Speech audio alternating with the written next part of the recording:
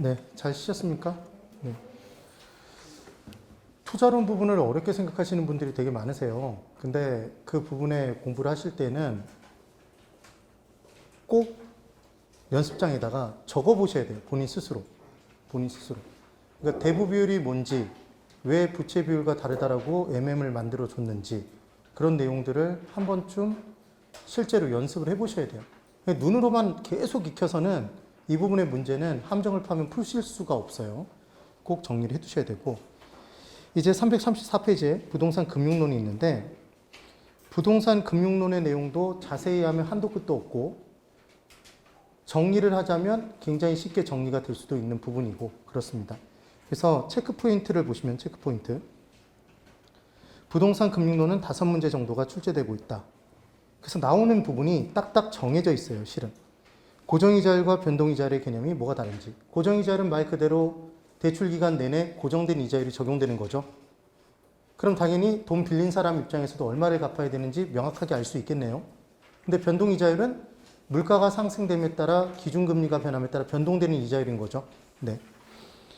그런 내용. 그 다음 상환 방법. 돈을 빌렸으면 갚아야 되는데 갚는 방식이 크게 3가지가 있었어요, 여러분.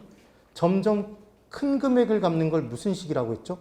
최증식 또는 점증식 상환 방법이라고 얘기했고, 원리금을 균등하게 갚는 게 원리금 균등 상환 방식. 그때 원리금 균등 상환 방식에서 원리금 균등 상환액을 구할 때 사용하는 게 아까 투자론에서 공부한 저당 상수, 저당 상수를 곱하면 되더라. 그리고 처음에는 많은 금액을 갚고 점점 적은 금액을 갚는 게 최감식. 그게 원금 균등 상환 방식이더라. 그래서 아까 크기순 물어보는 문제가 잘 나온다는 얘기를 했죠. 그 다음 부동산 금융의 구조, 1차 저당 시장과 2차 저당 시장. 그래서 저당 대출자와 저당 차입자 사이에서 저당 채권이 만들어지는 시장이 1차. 만들어진 저당 채권을 사고 파는 시장이 2차 저당 시장 얘기를 했었어요. 그래서 진정한 의미에서 술 먹기 시작하는 건 몇 차부터? 2차. 그래서 진정한 의미의 부동산 금융은 저당 채권이 유동화되는 2차 저당 시장이 되더라. 그 얘기를 했었습니다. 그리고 2차 저당 시장에서 투자자들의 욕구를 만족시켜주기 위해서는 저당을 담보로 발행되는 증권은 다양하게 발행돼야 된다. 한 가지 형태로 다양하게 발행이 되더라. 그래서 그 다양한 형태는 지분형과 채권형 합쳐진 혼합형, 혼합형의 잘게 썬 형태, 만기와 이자율이 각기 다른 여러 개의 다양한 채권의 형태로 만든 게 CMO, CMO였다. 기억이 나시면 되죠. 기억이 좀 나세요? 그 다음 부동산 투자회사법 리츠가 있었고, 자기관리 리츠, 위탁관리 리츠, 기업구조조정 리츠가 있을 때 설립자본금 규모가 얼마가 되는지, 최저자본금 규모는 얼마가 되는지 기억할 때 오자마자 이렇게 기억했죠? 오자마자. 그래서 자기관리 리츠는 5억이었고 거기다 2를 더하고 10을 곱하면 최저자본금 규모가 된다고 그랬죠. 그래서 70억 이상이 됐었고, 위탁관리 리츠하고 기업구조조정 리츠는 2를 뺀 3억부터 출발이었고 3에다가 2를 더해서 5에다가 10을 곱하면 50억 기준이 된다. 이런 얘기들을 했었습니다. 맞죠? 그런 내용들이 기본적으로 기억이 나시면 된다는 거예요.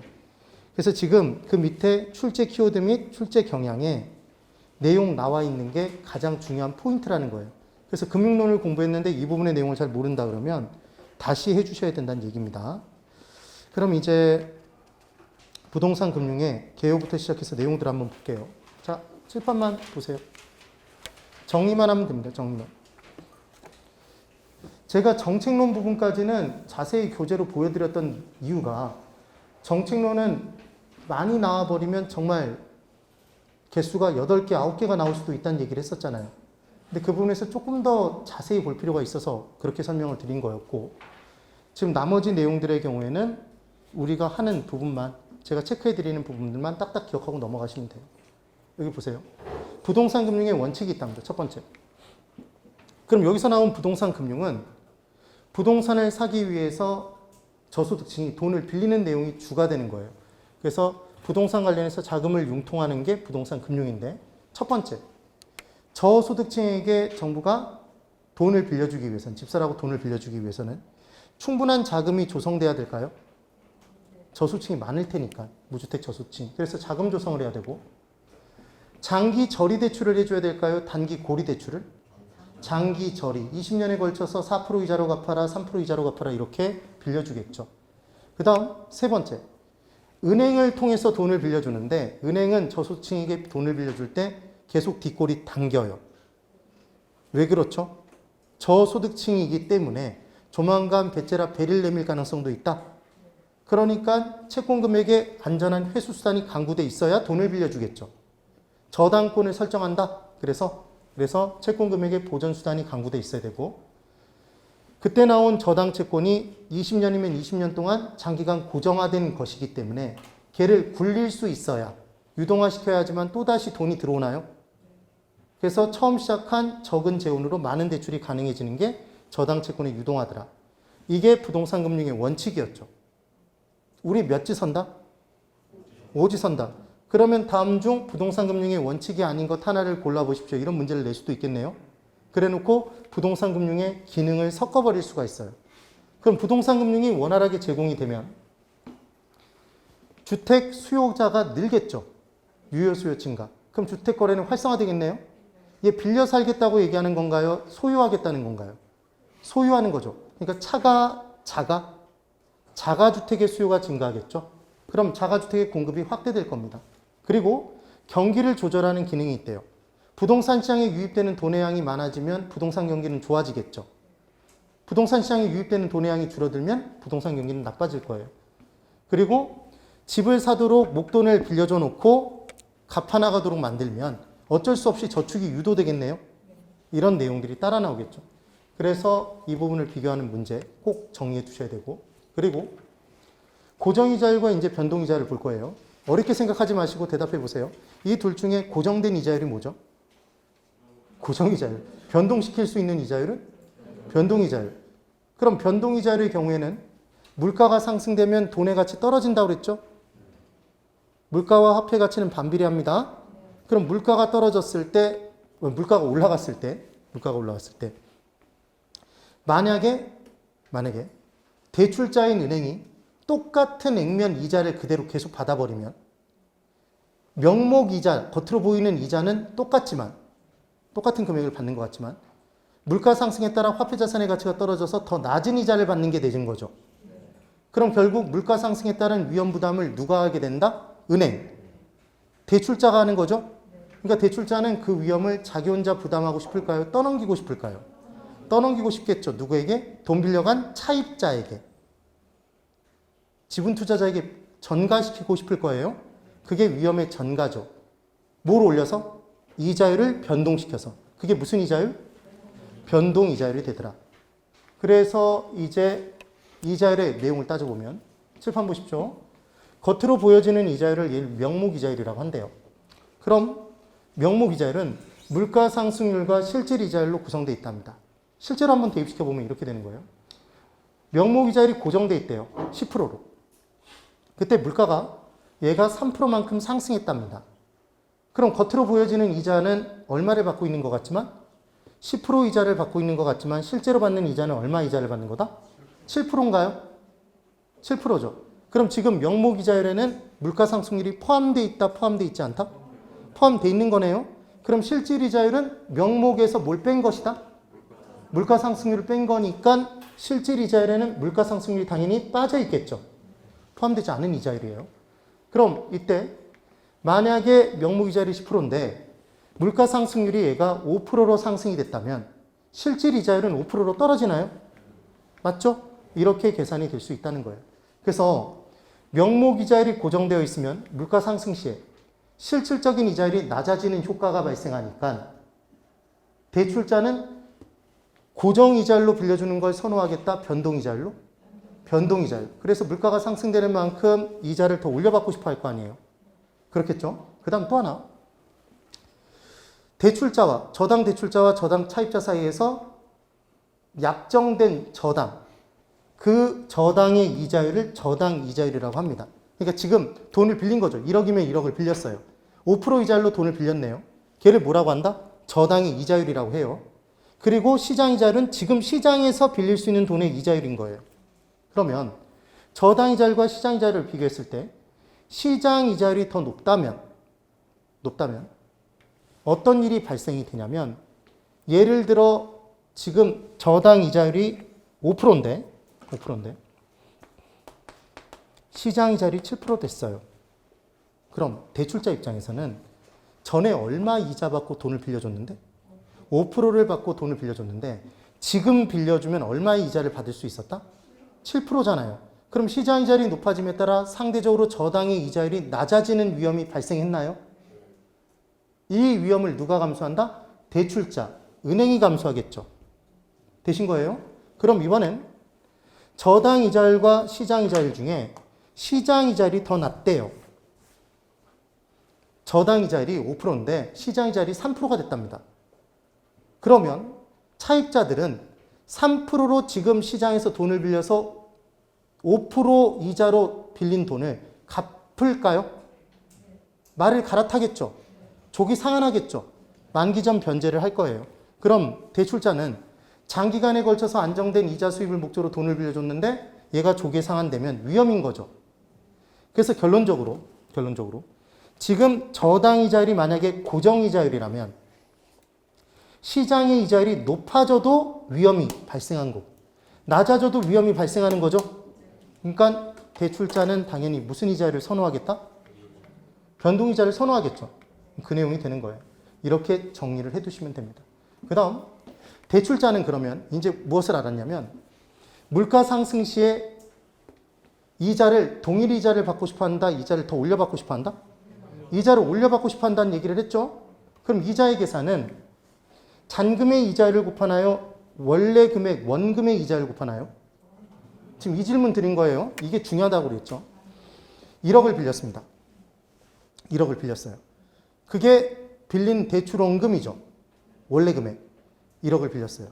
근데 그 중에 5천만 원을 상환했어요. 갚은 거죠. 그럼 이제 이자를 지불할 때 1억에 대한 이자를 지불해야 되나요? 5천만 원에 대한 이자를 지불하나요? 빌린 돈 중 남은 돈에 대한 이자만 지불하는 거죠, 우리는. 그래서 잔금의 이자율을 곱해서 이자를 계산하는 게 제일 중요한 포인트고 거의 대부분 모든 상환 방법이 갚아나가면 계속 잔금이 줄나요? 잔여 금액은 줄겠죠. 그럼 똑같은 이자율이 곱해져도 이자는 점점 줄겠네요. 이자가 차지하는 부분. 그게 포인트였죠. 그러면 이제 대출자는 물가 상승 시 이자를 올려받고 싶어 하는데 이자는 잔금의 이자를 곱하는 거니까 이자를 올리는 방법은 크게 두 가지. 이자율을 올리거나 잔금을 올리거나 둘 중 하나라는 얘기예요. 그래서 이자율을 올리는 방법을 보면 첫 번째로 변동이자율, 얘를 변화가 가능하다고 해서 가변이자율이라는 표현을 쓰기도 합니다. 똑같아요. 그럼 이제 돈을 빌리러 갔는데 은행에서 이렇게 얘기를 하는 거죠. 우리 은행이 고객님께 돈을 빌려드릴게요. 대출을 해드리겠습니다. 단 물가가 상승돼서 우리가 물가 상승에 따른 화폐자산 가치가 떨어지는 위험을 우리가 감수하기 힘드니까 싫으니까 변동이자를 적용할게요. 이렇게 얘기를 하는 거예요. 그럼 돈을 빌려야 되니까 고개를 끄덕끄덕 하겠죠. 근데 은행이 이렇게 얘기를 하는 거예요. 그때 그 변동이자율을 상한도 없고 하한도 없습니다. 이렇게 얘기를 하면서 뭐라고 얘기를 하냐면 100%를 올릴 수도 있고 200%를 올릴 수도 있고 1000%를 올릴 수도 있어요. 그러면 그 돈 빌릴 수 있을까요? 겁나서 못 빌리겠죠. 그러니까 변동이자율은 변동의 폭이 정해져 있겠다. 정해져 있을 거예요. 기본적으로는. 그리고 하루에도 12번씩 변할 수 있다면 두려워서 빌릴 수가 없겠죠. 그러니까 변동의 횟수도 정해져 있을까요? 기본적으로 그럴 거라는 걸 이해를 해두시면 돼요. 그래서 이게 변동이자율, 가변이자율이고 얘는 뭐랑은 다르냐면 조정이자율과는 다르대요. 조정이자율도 변동이 가능하다는 점에서는 얘도 변동이자율의 한 가지 종류인데 누구에게 좀 더 유리한 조건이 붙어 있냐면 얘는 대출자에게 좀 더 유리하답니다. 그래서 변동의 폭도 좀 더 크고 변동의 횟수도 좀 더 많이 부여되는 변동이자율 대부를 꼭 집어 조정이자율 대부라고 해요. 그래서 많이 중요하지 않지만 한 번만 기억하고 마는 거예요. 조정이자율 대부는 대출자에게 유리하다, 차입자에게? 대출자? 그래서 얘를 대조한다 이렇게 기억하시는 거예요. 차조한다, 대조한다? 대조한다, 대조. 그렇게 기억을 해주세요. 그 다음 제협상 이자율 대부가 있답니다. 얘는 말 그대로 협상을 통해서 이자율을 결정한 다음에 약 3에서 5년 정도 지난 다음에 다시 만나서 재협상해요. 그래서 이자율을 기존의 거 무시하고 정하는 이자율 대부예요. 되시나요? 그러면 이때 다시 만나는 기간이 길어지면 길어질수록 물가가 상승돼도 똑같은 이자를 받고 있을 수밖에 없잖아요. 그럼 누구는 불리해진다? 대출자는 불리하겠죠.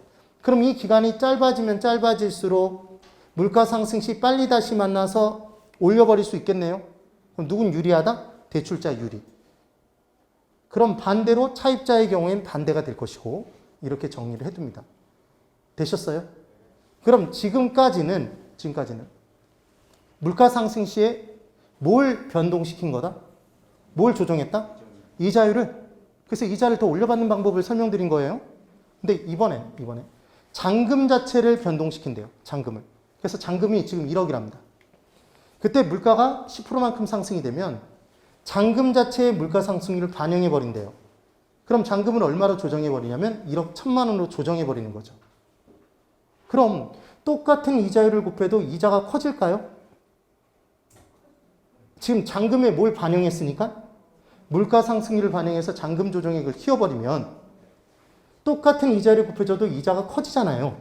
지금 그 내용. 얘를 뭐라고 얘기를 하냐면 저당 가격 수준 자체를 조정하는 저당이다 이렇게 얘기를 하는 거죠. 가격 수준 자체를. 그래서 무슨 이자율을 적용한다고 얘기를 하냐면 얘는 실질 이자율을 적용한대요. 이쪽을 보세요. 여기 잘 보세요. 아까 설명드렸던 내용이 이해되시면 돼요. 대출자는 지금 물가 상승 시에 이자를 올려받기 위한 내용을 공부하고 있죠. 지금 우리가. 맞아요? 그때 이자의 계산은 뭐에 뭘 곱해서 구하더라? 잔금의 이자율을 곱해서 구합니다. 그때 이자율의 물가 상승률을 반영하는 방법이 있었고 잔금의 물가 상승률을 반영하는 방법이 있었잖아요. 그럼 잔금액에다가 물가 상승률이 반영이 된 방법이 가격 수준 조정 저당이니까 이때는 이자율에는 물가 상승률 반영하면 안 되죠. 여기다 물가 상승률 반영했는데 얘도 물가 상승률 반영해서 올려버리면 죽어버려 이 얘기잖아요. 하나만 올려야지 하나만. 그러니까 지금 여기다가 물가 상승률을 반영했으면 얘는 물가 상승률 반영되지 않은 이자율이 들어가야죠. 아까 이 식 기억나세요?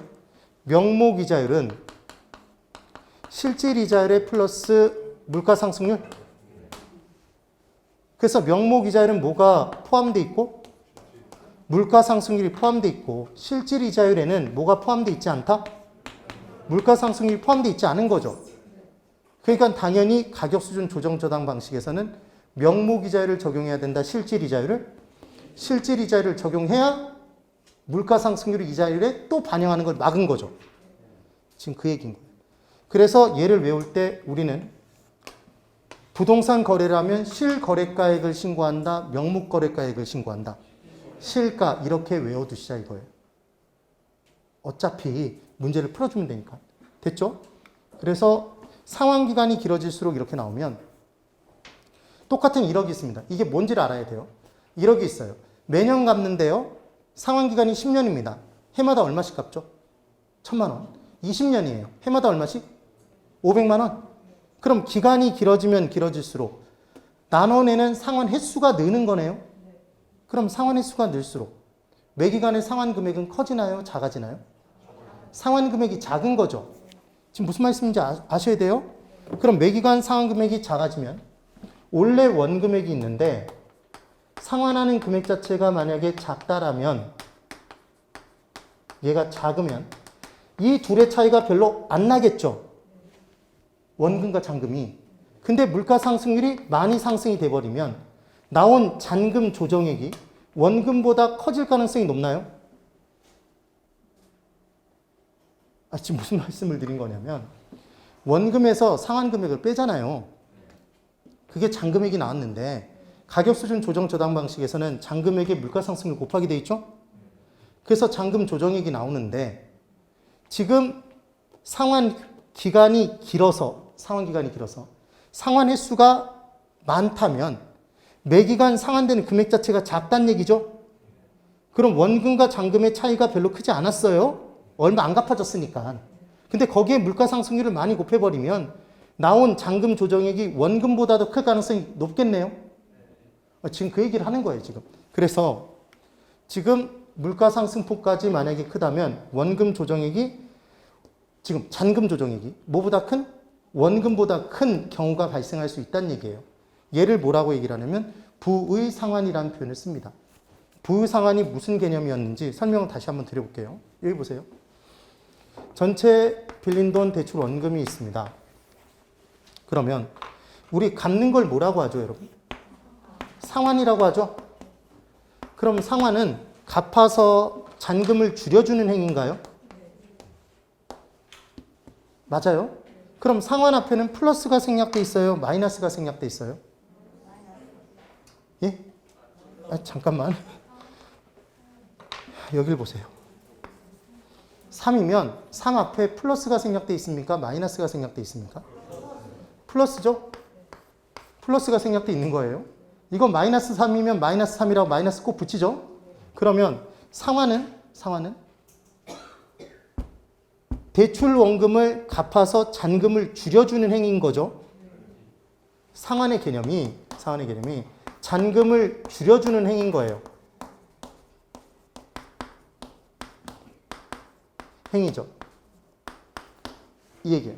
그런데 이제 어떤 일이 발생하냐면 원금, 지금 대출원금 전체에서 봤더니 어떤 일이 발생해서 잔금액이 더 커져버렸대요. 뭐가 더 커졌어요? 잔금액이 더 커졌다면 달라붙은 거죠, 지금? 맞아요? 그럼 얘는 잔금을 줄여주는 행위에 반대가 이루어진 거죠. 네. 그래서 얘를 뭐라고 얘기를 해요? 마이너스 상환이죠. 상환의 반대잖아요. 상환은 잔금이 줄어드는 건데 잔금이 더 커져버리면 얘는 상환의 반대가 이루어진 거잖아요. 반대를 뭐라고 하죠, 우리? 부라고 하죠. 그래서 얘가 무슨 상환? 부의 상환. 부의 상환이 발생하는 게 크게 둘. 지금 가격수준 조정저당 방식과 또 하나 증식 상환 방법에서 얘 갚는 금액이 점점 커지는 거죠, 이렇게. 그럼 초기에는 상환하는 금액이 작다? 그래서 초기에 상환하는 금액이 초기 상환 금액이 지급해야 될 이자보다도 작을 수 있죠? 그럼 못 갚은 이자가 원금에 달라붙어서 잔금에 달라붙어서 원금보다도 커져버린다? 무슨 상환이 발생할 수 있다? 부의 상환. 얘를 기억해 두시면 돼요. 정리가 되셔야 됩니다. 정리 꼭 하세요. 네. 그래서 가격 수준 조정 저당 방식까지 설명을 한번 또 드려본 거죠. 부의 상환도. 그리고 이제 변동이자율에 크게 두 가지 종류가 있다는데 이 부분의 내용을 설명드려 볼게요. 변동이자율은 말 그대로 변동이 됩니다. 근데 우리가 은행에 돈을 빌리러 가보면 기준이 되는 금리가 있어요. 기준금리. 그리고 플러스 내 신용도에 따라서 더해지는 이자율이 있어요. 얘를 가산금리라고 하죠. 그래서 가산금리는 내 신용도가 만약에 굉장히 높다면 은행과의 거래 실적이 좋고 이제까지 대출도 많이 받아서 은행에 이익도 많이 주고 그리고 예금 투자된 금액도 많고 그러면 이 가산금리를 낮게 적용하죠. 자, 생각해보면 이거죠. 은행은 변동이자율 이 자체가 전체가 요구하는 수익률인가요? 은행이 요구하는 수익률이겠죠. 그럼 은행도 위험을 많이 감수할수록 요구하는 수익률이 커진다? 그럼 이때 중요한 건 신용도가 낮은 사람이 돈을 빌려가면 그 돈을 돌려받지 못할 가능성이 커지죠. 그러니까 그때는 위험이 큰 만큼 요구하는 수익률이 커진다? 그래서 가산금리를 높게 적용하는 거죠. 근데 신용도가 높은 사람이 돈을 빌리러 오면 뜯길 위험이 그만큼 줄잖아요. 그럼 예상한 이자를 예상한 대로 똑같이 받을 확률이 높아지죠. 그러니까 위험이 적으니까 가산금리를 낮게 적용하는 거다. 그래서 실제로 변동금리 전체 금리 자체가 신용도가 높은 사람은 낮은 이자로 돈을 빌려오고 신용도가 낮은 사람은 높은 이자로 돈을 빌려오는 거다. 지금 그 얘기인 거죠. 그래서 이때 이자율을 뭐라고도 하더라? 금리. 똑같아요. 그때 이 기준금리가 CD금리가 기준이 되는 게 있고 코픽스 금리가 기준이 되는 게 있죠. 그래서 가상금리는 차입자의 신용도에 따라 차등 적용하더라. 그래서 변동금리를 코픽스 금리로 가는 경우가 있더라. 이렇게 따라 나온 거예요. 그래서 이 부분에서 차이점만 설명드려 볼게요. CD와 코픽스 금리의 차이, 이 부분은 이렇게 정리하시는 겁니다. 여길 보실까요? 은행의 정체를 정확히 아셔야 되죠. 은행의 정체를. 은행은 돈놀이 하는 곳인가요? 돈놀이? 실제로 돈놀이를 하는 곳이죠. 국가로부터 이제 용인돼서 합법적으로 돈놀이를 하는 곳이에요. 그럼 은행은 첫 번째로 예금 투자를 받겠죠. 예금 투자를 받아요. 그러면 그때 예금 투자자들에게 이자를 지급해 줄 겁니다. 그게 예금 금리죠. 맞죠? 그래서 예금 투자를 받아서 돈을 모아서 이 돈에다 뭔가 이익을 남겨서 대출해 주나요? 그래서 은행은 예금 투자자들로부터 돈을 모아서 얘를 대출해 주죠. 그럼 대출 금리와 예금 투자자에게 지불하는 예금 금리에 차이가 발생하겠네요. 이게 바로 은행이 누리고자 하는 이익인가요? 얘를 줄여서 얘기하면 예대마진인가요? 맞죠? 그래서 기본은 지금 간단하게 예금 금리라고 얘기를 했지만 은행은 돈을 조달해 와서 그 돈을 다시 빌려주는 건가요? 빌려와서 빌려주는 거죠. 빌려준다. 그럼 당연히 어떤 느낌을 받으셔야 되냐면 은행은 영리단체니까, 영리법인이니까 당연히 손해를 보면 안 돼요. 그럼 만약에 4% 이자로 돈을 빌려왔다면 3%로 빌려주지 않겠죠? 더 비싸게 빌려주겠죠? 그럼 예를 들어 6% 이렇게 빌려줘요. 그런데 만약 4%로 빌려왔는데 은행이 얘를 20%로 빌려주면 사람들이 욕을 할까요? 욕할까요? 안 할까요? 욕하겠죠. 그러니까 이렇게 빌려주면 안 되겠죠. 뭔가 기준이 있어야 되잖아요. 그래서 얘 돈을 만약에 1%로 빌려왔다면 조달을 했다면 얘를 10% 이런 식으로 빌려주면 안 되겠네요. 너무 이익을 많이 보잖아요. 그래서 이제 이 조달하는 금리에 적정한 이윤을 붙여서 대출금리를 산정하겠죠. 대출금리를. 그럼 이 기준금리를 뭘 사용할 것이냐는 기본은 얘는 조달금리죠, 여러분. 자금을 조달하는 비용, 거기에 플러스 자신의 이익을 붙여서 변동이자를 결정하는 거잖아요. 은행 입장에서. 그때 첫 번째로 나오는 게 예전부터 계속 있었던 게 CD금리라는 거죠. CD금리가 뭔지 간단하게만 설명드릴게요. 이거예요. A라는 은행이 있습니다. 근데 A라는 은행이 예금 투자를 막 받았어요. 100억을 받았어요. 그리고 이자를 주기로 한 거죠. 그때 그 예금에는 뭐가 있냐면 보통 예금도 있고 정기예금도 있고 정기적금도 있고 여러 가지 상품들이 있어요. 그럼 각각 적용하는 이자율이 다 다르죠. 그래서 돈을 모았어요. 100억을. 그런데 이게 웬일인지 1년이 딱 돼서 사람들이 다 인출을 요구해요. 그럼 100억을 다 꺼내줘야 되잖아요. 근데 은행이 100억을 금고 속에 쟁여놓고 있을까요? 아니죠. 지금 다 대출해줬죠. 그럼 은행 입장에서는 그 금액을 지금 인출해줘야 되잖아요. 그럼 그러기 위해서는 단기간 돈을 유용할 수 있어야 되나요? 그렇겠죠. 그러니까 A은행이 돈이 부족하니까 B은행이나 또 다른 금융기관을 찾아가서 돈 좀 빌려줘 할 수 있나요? 단기간에 걸쳐서? 그럼 그냥 무상으로 빌려줄까요? 이자를 받을까요? 이자를 받겠죠. 그냥 빌려줄까요? 뭔가를 주고 받을까요? 뭔가를 주고 받겠죠. 이게 양도성 예금 증서죠. 개념이.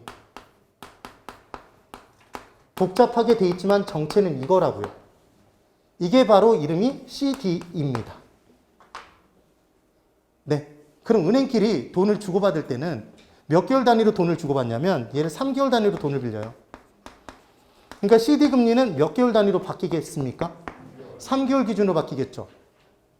개념이. 그럼 은행끼리 돈을 주고받을 때는 이자를 낮게 주고받을까요? 높게 주고받을까요? 어느 정도 높게. 아주 낮게는 주고받지 않아요. 왜냐하면 잘 생각해 보시면 은행 입장에서 이게 기준이었다는 얘기를 했죠, 전에. 예. 근데 사실은 위험이 존재하지 않는 상태에서 자기들끼리 주고받는 금액이잖아요, 실은. 그럼 얘를 낮게 적용해 버리면 결국은 변동 금리 자체가 낮아지죠. 그래서 실제로 CD 금리를 따져보면 3.5% 뭐 4% 이런 식으로 이 정도가 유지가 되는 거죠. 그럼 그 말은 뭐냐면 CD 금리를 기준으로 잡아놓고 변동 금리가 적용된다는 얘기는 은행이 조달한 돈의 이자를 3.5%나 4%를 기준으로 빌려줬다는 얘기잖아요. 빌려온 거잖아요. 그럼 당연히 그 돈을 빌려오는 사람은 이자율이 올라가겠죠. 4%보다는 훨씬 더 높은 이자로 돈을 빌려올 거 아니에요. 그래서 봤더니 사람들이 이제 뚫어져라 쳐다본 거예요. 은행이 모으는 돈을 봤어요. 돈을 여러 가지 방식으로 이제 모으는 거죠. 조달해 오는 거예요. 그때 CD 금리 통해서 CD를 통해서 조달되는 돈도 있지만 보통 예금을 통해서 들어오는 돈도 있죠, 여러분. 그럼 보통 예금 우리가 가입해 봐서 알지만 이자를 거의 주나요? 정말 미미하죠. 거의 붙지 않죠. 그러니까 1% 미만으로도 돈을 조달하는 금액이 있어요, 없어요? 은행 있죠. 근데 얘는 3.5%, 3%, 3.3% 막 이런 식인 거죠. 네. 그러면 정기예금 있고 뭐 다른 상품들이 또 있을 거예요. 그래서 크게 8가지 상품을 따져서 조달을 해오는데 그때의 금리가 다 다르겠죠, 여러분? 그럼 합리적인 건 각각 CD로 100억을 조달했다. 그 다음 보통예금으로 1000억을 조달했다.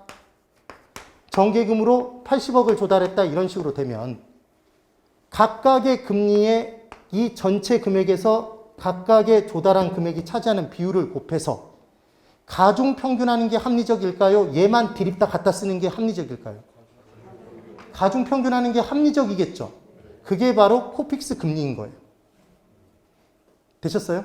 근데 이 코픽스 금리는 6개월, 1년 단위로 바뀐대요. 개념 자체가. 이해가 되셨으면 돼요.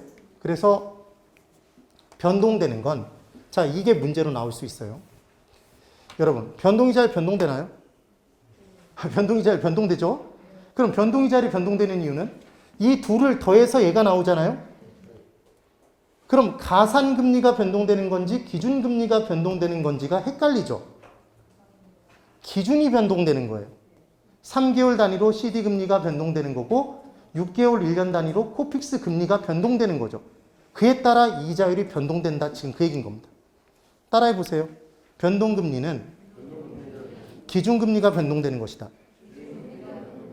그러니까 지금 기준이 변동되니까 전체 이자율이 변동되는 거죠.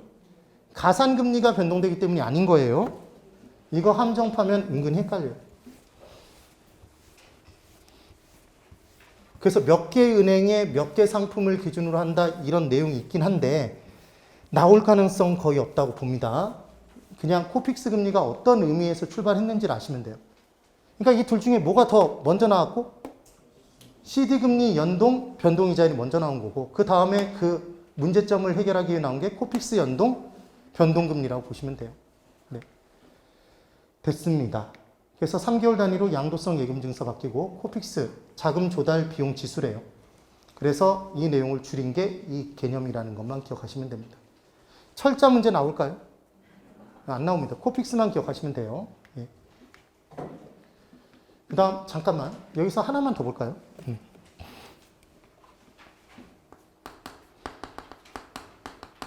코픽스 연동 변동금리에서 하나만 잠깐만 체크를 해볼게요. 이게 둘로 쪼개진답니다.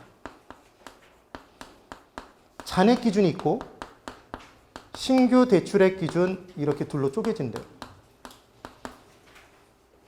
그럼 칠판만 보고 한번 대답해 보세요. 잔액 기준은 은행이 조달한 돈이 있죠, 여러분. 은행이 조달한 돈이 있어요. 그러면 이때 기본적으로 신규 대출 금액, 신규 대출을 받아서 자금 조달한, 신규 조달한 금액이 있을 것이고 기존에 이미 빌려놓은 돈들도 있겠죠. 되세요? 그러면 물가가 많이 상승될 때는 지금 신규로 조달하는 금액 이자율이 올라가겠죠. 조달 비용이 커질 거 아니에요. 신규로. 그러면 그때는 잔액을 기준으로 돈을 빌리게 되면 더 유리할까요? 아니, 지금 무슨 말씀을 드리고 있냐면 은행이 조달한 전체 돈이 있는데 이 전체 돈 중에 지금 신규로 빌리는 돈이 있고 그 다음 기존에 빌려놓은 돈이 있다는 거죠. 그럼 물가가 많이 상승되는 시기에는 돈 빌릴 우리는 이 둘 중에 하나를 선택해야 된다면 이자율을 낮게 빌려오는 게 좋잖아요. 그럼 신규 대출 기준으로 해서 만약에 들어가면 얘는 이자율이 높죠. 불리하죠. 그때는 잔액을 기준으로 들어가는 게 좋을 거 아니에요. 네. 근데 물가가 많이 하락하고 있다면 신규로 가는 게 좋죠. 그 내용의 차이를 좀 이해해 주시면 된다고요. 되시겠죠? 그 정도만. 그 다음 이제 저당의 상환 방법을 볼게요. 돈 빌렸으면 갚아야 되죠? 들고 튀면 안 돼요. 그래서 저당의 상환 방법의 첫 번째, 가장 일반적으로 많이 쓰는 방식이 원리금 균등 상환 방식이었죠. 그래서 340페이지 저당 대출 제도에 저당의 개념이 있고 저당의 상환 방법이 있습니다. 괄호 1번, 2번, 3번, 4번, 5번이 있는데 괄호 2번의 내용을 1번으로 공부를 해볼게요. 자, 이쪽 원리금 균등 상환 방식은 뭐에 뭘 곱한다? 저당의 저당 상수를 곱합니다. 네, 341페이지. 옆에 분을 막 뚫어져라 쳐다보고 있죠? 그때 옆에 분이 나를 또 쳐다보면 그분도 모르는 거예요. 네, 그러면 이제 저당의 저당 상수를 곱해서 구해내죠. 그럼 원금 플러스 이자가 균등한 거죠, 지금? 지금 이름이 뭐니까? 원리금 균등이니까. 그럼 아까 설명드린 내용대로 이자의 계산은 뭐에 뭘 곱한다? 잔금의 이자를 곱해서 이자 계산합니다. 맞죠? 그럼 기간이 경과됨에 따라 상환이 점점 이루어지죠. 잔금은 점점 커진다, 줄어든다. 원금이 상환됨에 따라 잔금이 점점 줄어요. 그럼 똑같은 이자를 곱해도 뭐는 줄더라? 이자가 차지하는 부분은 점점 줄겠죠. 매기간 상환 금액에서 이자가 차지하는 부분은 점점 준다고요. 그래서 초기에는 이자가 크죠? 원리금 중에 이자가 차지하는 부분이 큽니다. 그럼 점점 갈수록 이자가 차지하는 부분은 주네요, 지금처럼. 그럼 원금이 차지하는 부분이 점점 커진다는 얘기죠. 이 부분의 문제를 원금이 차지하는 부분이 점점 커진다는 걸 문제로 많이 내요. 여기까지 나온 거예요? 그러면 원금 플러스 이자가 지금 균등하죠, 여러분? 원리금 균등이니까. 그때 이자는 점점 줄어요. 그럼 이자가 줄어도 원리금이 똑같기 위해서 뭐는 점점 커진다? 원금이 커지죠. 그래서 이자 지급분은 줄고 원리금이 균등하기 위해서는 원금 상환분은 점점 커진다는 게 제일 중요한 포인트. 그리고 원리금 균등 상환액을 제일 먼저 구해야 되는데 얘는 뭘 곱해서 구하더라? 뭘 곱한다? 저당 상수. 아니면 뭐로 나누면 된다? 저당 상수의 역수는 뭐죠, 여러분? 연금의 현가계수. 미음자 들어있지 않은 게 연금과 관련된 현재가치계수였죠. 감채기금계수는 미래가치계수. 상환기금계수, 미래가치계수. 저당 상수는 미음 없어서 연금 관련된 현재가치계수의 역수. 되셔야 돼요. 그럼 N차년도의 이자액의 계산은 중요한 것. 여러분 1차년도의 이자는 지금 1억을 1년 초에 빌렸답니다.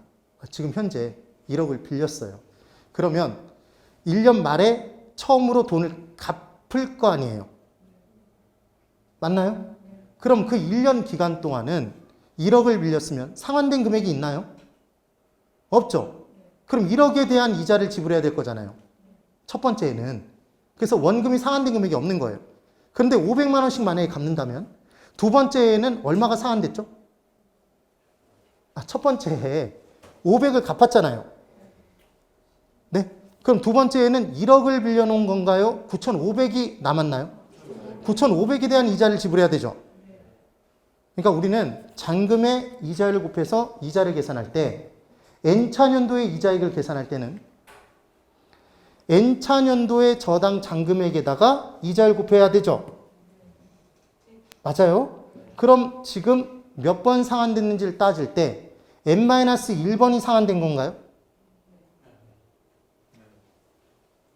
2차년도의 잔금은 한 번 상환된 잔금이라는 거죠. 원금은 한 번 상환된 거잖아요. 그러면 10차년도의 잔금액은 몇 번 원금이 상환된 건가요? 9번이죠. 네. 그럼 이렇게 헷갈리니까 문제를 내는 거예요. 그럼 15번이면 15년 차에 잔금액은 14번 상환된 잔금인 거죠. 그 내용으로 기억하시면 된다는 얘기예요. 이거를 꼭 하나씩 빼줘야 된다는 걸 기억을 꼭 해주셔야 되는 겁니다. 됐죠? 그래서 중요한 건 원리금 균등 사환 방식에서는 원리금 균등 사환 방식은 초기에는 원금이 조금밖에 상환되지 않아요. 그래서 얘가 기간이 지나면서 점점 큰 금액을 갚는 거죠. 그래서 반이 지났을 때 반이 상환되는 게 아니라 더 지나야 된다, 덜 지나야 된다? 더 지나야 되죠. 그래서 약 3분의 2가 경과돼야지만 절반 정도가 상환된다. 이 내용이 나온단 말이에요. 이게 원리금 균등 사환 방식. 기억 꼭 합니다. 뭘 반드시 준다? 원리금 균등 사환 방식은? 저당 상수를 반드시 주더라. 얘를 곱하게 돼 있습니다. 그럼 이번엔 원금 균등 사환 방식이 있대요. 얘를 뭐라고도 하냐면 체감식 사환 방법이라고 얘기를 합니다. 그럼 첫 번째로 이름이 뭐니까? 원금 균등 사환 방식이니까 원금액이 균등하죠 지금. 그런데 잔금의 이자를 곱해서 이자가 계산되는데 기간이 쭉 경과됨에 따라 잔금액은 원금이 상환됨에 따라 작아진다? 그럼 이자가 점점 줄죠? 그럼 처음에는 이자가 차지하는 부분이 크다가 뒤로 갈수록 이자는 점점 줄죠? 그러면 원리금은 점점 커지나요? 줄어드나요? 둘을 합친 원리금은 점점 줄어들죠. 그래서 점점 적은 금액씩 갚는다 그래서 얘를 뭐라고 한다? 체감식 또는 점감식이라고 하더라. 이게 원금 균등 사환 방식입니다. 그래서 원금액이 균등하면 이자가 점점 줄에 따라 원리금은 점점 감소하더라. 그래서 얘가 체감식, 점감식이 됩니다. 원금 균등액의 계산 너무 쉽죠. 얘는 대출 원금을 뭐로 나누면 된다? 대출 횟수로 나누면 되죠. 그래서 1억을 10년에 걸쳐서 갚는다. 원금 균등액은 1,000만 원. 10으로 나누면 되니까. 20년에 걸쳐서 갚는다 그러면 500만 원. 바로 계산이 된다는 얘기예요. 그 다음 원금 균등액의 이자 지급분 더해서 원리금이 준다는 거 기억해 두시면 되고 N차년도의 원리금 상환액이 얼마인지 물어보면 우리는 먼저 계산한 원금 균등액에 N차년도의 이자액을 더하면 되죠. 그럼 N차년도의 이자액은 N차년도 저당 잔금의 이자를 곱합니다. 그럼 N차년도의 저당 잔금은 N-1차에 상환된 금액이죠. 10차년도면 9번 상환된 잔금 계산해서 거기다 이자를 곱해준다. 기억해 두시면 된다는 얘기예요. 그리고 원금 균등 사환 방식은 말 그대로 원금을 균등하게 상환하니까 절반 지나면 딱 절반 상환된 거죠. 그래서 반이 지나면 절반이 상환되더라. 이 얘기였습니다. 그 다음 체증식 상환 방법은 초기 상환 금액은 작고 뒤로 갈수록 점점 커지는 방법이래요. 그래서 초기의 이자 지급액보다 원리금 상환액이 더 작아서 못 갚은 이자가 원금에 달라붙는 뭐가 발생할 수 있더라? 마이너스 상환? 부의 상환이 발생할 수 있다고 그랬죠? 부의 상환이. 그래서 초기에는 소득이 적지만 나중에 안정적으로 커질 젊은 층이 선호하는 방법? 이게 체증식 상환 방법. 그런데 은행 입장에서 봤을 때는 초반에 조금 갚다가 나중에 많이 갚겠다는 사람 치고 갚는 거 봤다? 못 봤다. 그러니까 은행이 감수하는 위험은 더 크죠? 그러니까 은행이 요구하는 수익률이 더 커져서 이자율을 더 높게 적용하겠네요. 일반적으로. 그럼 전체 이자가 커지죠? 그럼 전체 원리금도 더 커지죠.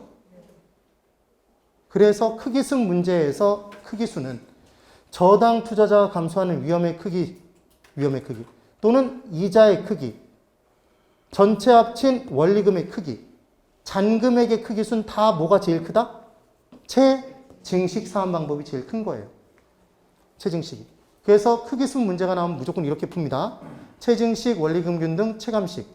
체증식은 플러스인가요, 여러분? 증가했죠? 증가하면 제일 크죠? 그럼 체감식은 감소죠? 제일 작죠? 뭐는 항상 중간? 원리금 균등 사한 방식은 항상 중간. 그래서 얘가 단 한 번 크기가 바뀌는데 언제 크기가 바뀌냐면 여기 나와 있는데요. 체증식 사한 방법 왜 젊은 층이 선호하죠? 초기에 상환하는 금액이 작아서. 그래서 초기 상환 금액의 크기수만 바뀌죠. 네, 이 내용. 그러면 상환하는 게 체증식이 제일 작으면 잔금은 체증식이 제일 크죠, 초기에.